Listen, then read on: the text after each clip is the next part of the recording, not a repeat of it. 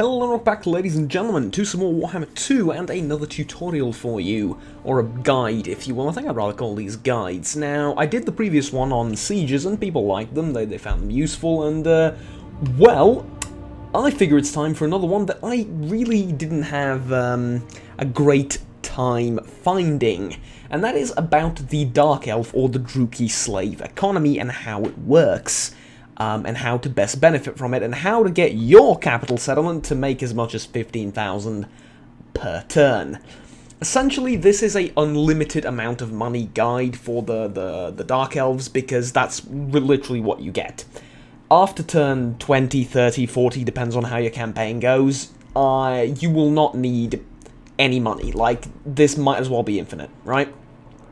Currently, I am fielding 8 armies. Each is a late-game army with right around this composition. I'm not playing on the hardest difficulty, so I'm not spamming dragons, and I'm not, you know, doing all that stuff. I like themed armies, I like a bit of variety, I like, you know, to have melee infantry, archers, and then some monsters to play around and micro with, and a couple of casters. So that's my army of choice. And each of them costs around 6,000 to 7,000 to maintain. So with 8 armies like that, I'm still making 30,000 per turn, which is actually a total of 73,000 per turn without any trade, or with 1,000 off trade. So how do you do this? Well, I'll give you the TLDR of it, then I'll go into a more slow and in-depth explanation for the people that are newer to the game, and I'll explain why I'm making this, even though there are a few, let's say, tutorials of this out there. So, what you want to do is you want to concentrate all your slaves in 1 or 2 provinces. At first it's going to be 1, as you transition to the end game it's going to be 2 provinces, because you're probably going to fill the first province up.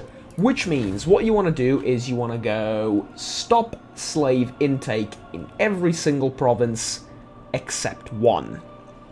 For me, it's the Iron Mountains. It can be any province, it doesn't matter. Like, sure, it will have an effect on the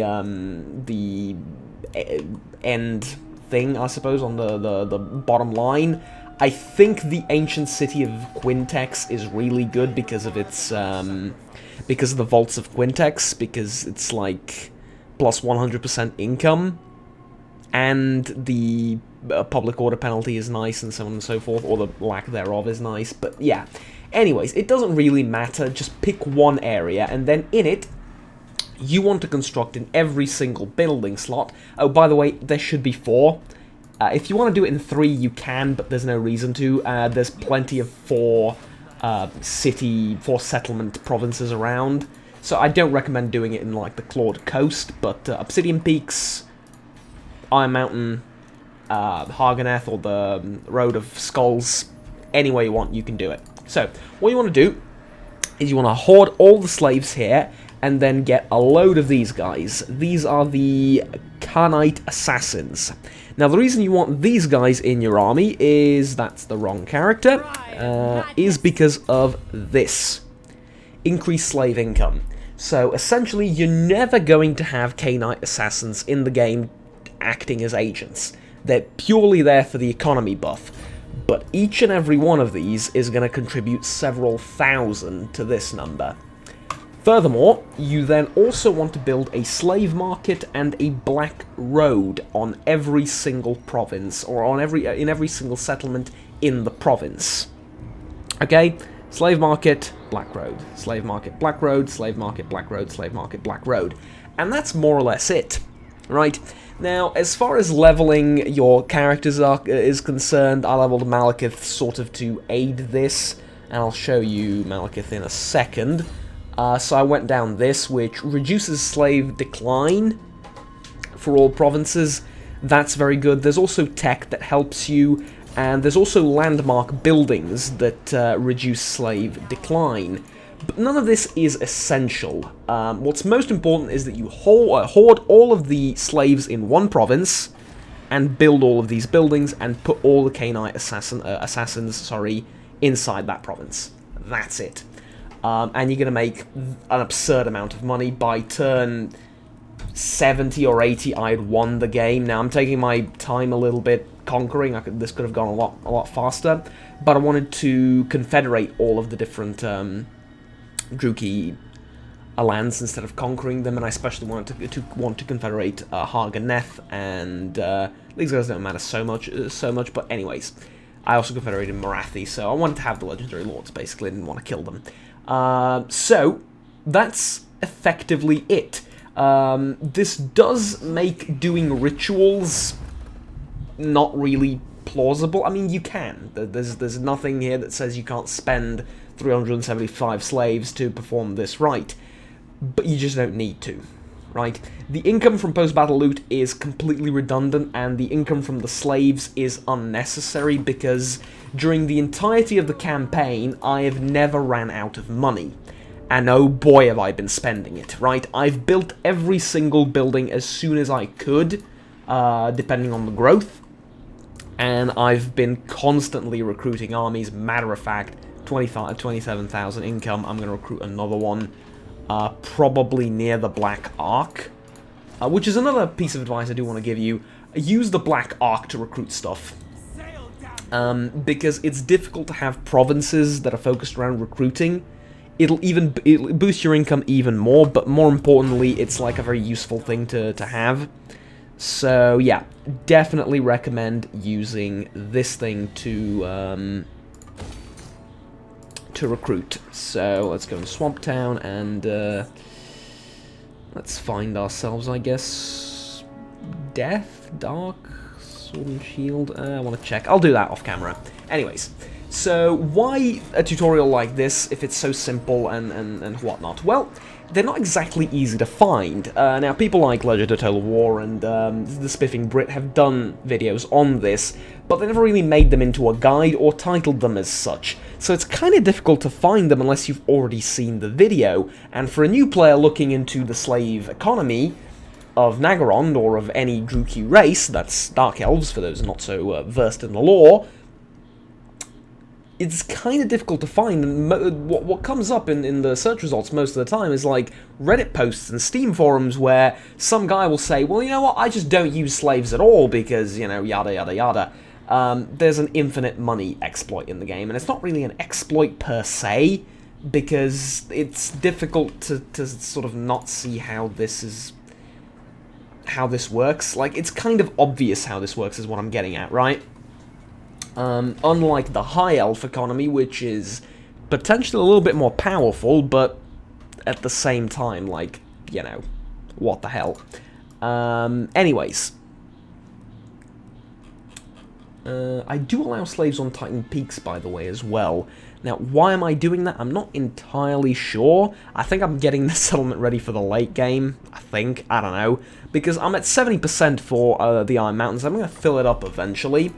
But there is also, like, I could do this even more efficiently and put the slave decline rate to 0. It just really doesn't matter that much. But yeah, there you go.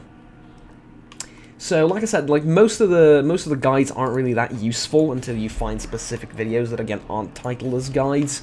And a lot of people will look at guides and see like, oh, slaves increase income by this amount. You get slaves from battles. Yeah, that's kind of obvious, right? But what you do with them is sort of like a more comprehensive or a more specific guide isn't really that easy to find online. So I thought I'd make one and, you know, maybe help a few people out. Or, you know, if not, just brag about my ludicrous income. Anyways, that's about it, though. As for the rest of the provinces, you can build whatever the hell you want. You can put walls everywhere if you want. I know a lot of people do that for safety, but I don't really need them. I mean, you need walls here for the Chaos Invasion, but that's about it. You can put slave buildings, you can put pure income buildings, you can put whatever. It doesn't really matter. Do build the landmarks, though, because they're very, very useful. I mean, this is a 10% reduction for the upkeep of all units in all armies. That's very, very powerful. So yeah, other than obviously building the landmarks as soon as possible, you can do whatever. Doesn't really matter all that much. But yeah, as you can see here, I'm sort of setting up this this province to be the second slave center of the empire, if you will, and 2 is more than enough.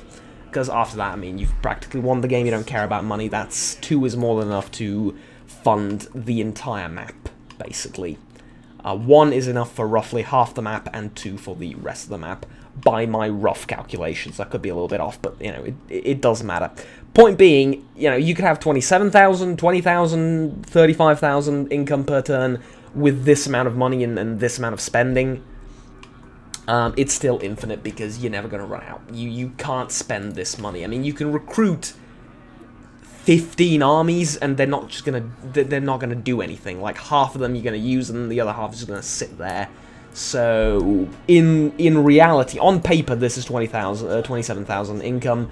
In reality, this is infinite because you just can't spend it. I'm building stuff constantly, and I just can't spend it. So yeah, there you go.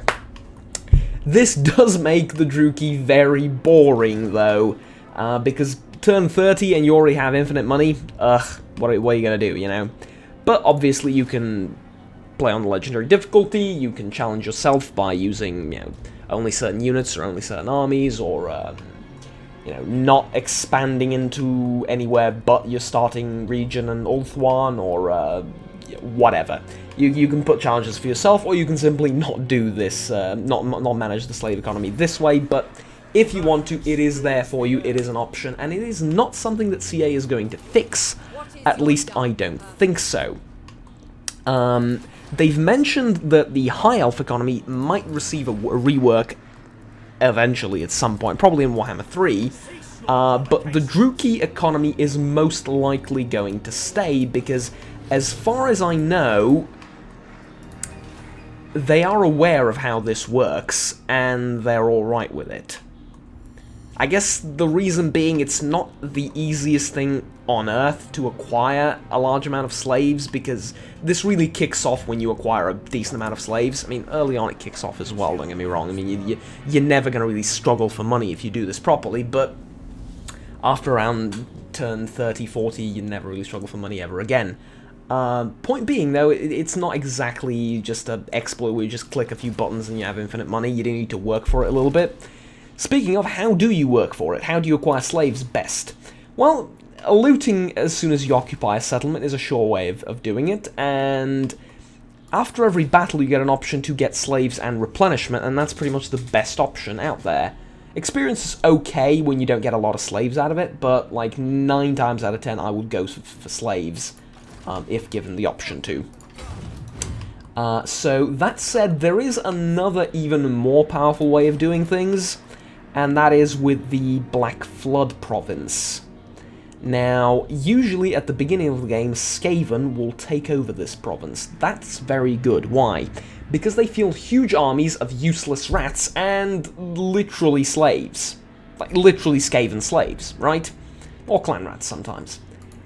If you are a sort of experienced or mostly confident player in the game, not so much about experience, you cannot kill the Skaven off.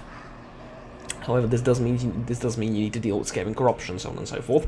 But you can sort of leave them alive for as long as you feel comfortable doing, and farm them for slaves, because by far they are the best source of slaves in the game. Raiding is okay, it provides a steady income. You can do that with your Black Fleet, with your, what are they called?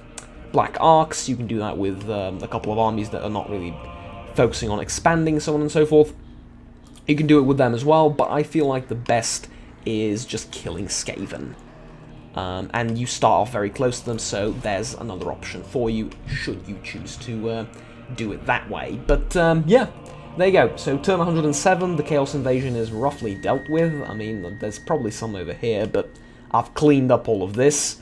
And, yeah, there we go. That's about it. Ladies and gentlemen, thank you very much for watching. This has been the Druchii Slave Economy Guide. As simple as I can put it, as quick as I can put it, and as straightforward as I can put it. Haven't found a video like this online, like I said, so I thought I would make one and maybe help someone. If you've enjoyed it, if you found it helpful, and if you want to generally support the channel, like, subscribe down below if so. And I guess I'll see you guys next time. Until then, have fun, take care, and bye-bye.